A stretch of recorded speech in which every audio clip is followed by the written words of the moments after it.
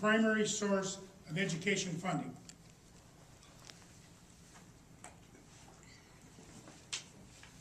I think the state at the legislative level has to look at some serious reforms and revamping of how we fund schools. I don't think the answer is simply go back to what it was before. We are hearing ideas come out of Lansing on a regular basis that don't have any thought. They don't follow through on the ramifications to a district, and there's simply ideas to solve a problem now and no long-term solutions.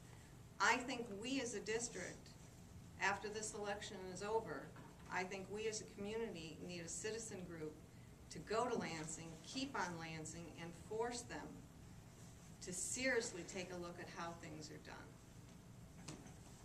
Thank you. Ms. Kerr-Muller.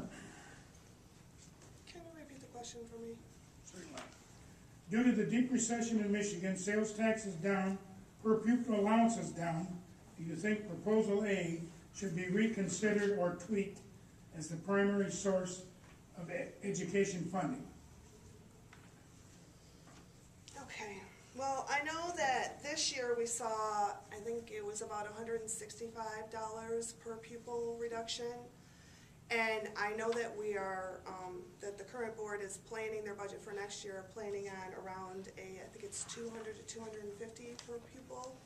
So if we are relying on a system that keeps on giving us less money every year, then yeah, I do think that we need to make sure that we are not relying solely on that. I know school finance is very complex, but we have to face this without cutting any programs. And how do we do this? We have to look at everything through fresh eyes, and I think that's part of where I come in and where Christy comes in. We both have a lot of experience in schools and dealing with budgets, and looking at everything with a new fresh pair of eyes to be able to find new ways of funding and be able to follow through and make sure. Thank you. Mr. Mazur. Yeah, I do believe that Proposal A was great in its time, and I think it did a lot of good for reforming taxes and keeping taxes down, increases. But I do think the way schools are funded needs to be changed, and if that's what Proposal A has to go away, I think that does need to happen. And actually, we're planning our budget for more like a $400 per student decrease this next year. So it's a lot more than what we would like to plan for. But again, part of that is because Proposal A is out there, and so you're not getting the increases in taxes and dollars that would normally come. People are still seeing increases because of Proposal A, because it was so limited for a while. But it just isn't the right way to fund schools. It was, like I say, it was great at holding down taxes. It also held down part of our funding, because the way schools are funded, people don't always understand that. The money in this district for these houses doesn't come back to this district necessarily. It goes to the state, and then it comes back through various forms. So. Thank you. Ms. Stahl. You know, I think we're all on the same page with this. This is one of those issues that really we're at the mercy of the state and how the funds are pooled. And I guess the term that keeps popping in my mind is that more intergovernmental communication and collaboration, and how we can work with the state and coming up with new solutions. We had the opportunity at a couple school board meetings ago when Gilda Jacobs came in and talked a little bit about tax structure reform and how some of our tax structure in Michigan is just so outdated. I forget what her number was, $40 million tax credit to the satellite industry that was established in the 1970s or something like that, where we might need to take a much bigger picture look at the entire structure of the taxes in Michigan, business and personal, and then how the schools are funded through that. Thank you. Next question, we'll start with Ms. Kerr-Muller. What is your opinion of privatization, and if so, what services and why? I am totally against privatization. I think it breaks down a community.